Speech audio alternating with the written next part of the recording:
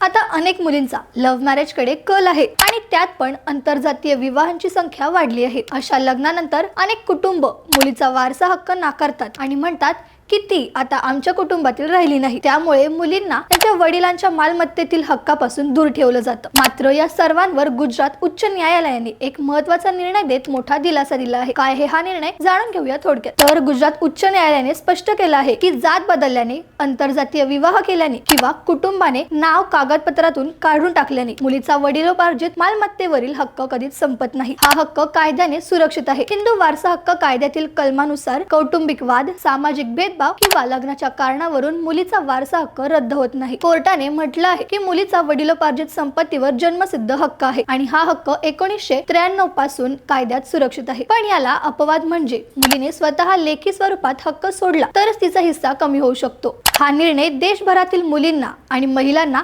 मोठा न्याय देणारा ठरला आहे। मग गुजरात उच्च न्यायालयाच्या निर्णयाबद्दल तुम्हाला काय वाटतं हे आम्हाला कमेंट्स मध्ये नक्की सांगा आणि अशाच बातम्यांसाठी थोडक्यातला फॉलो करा।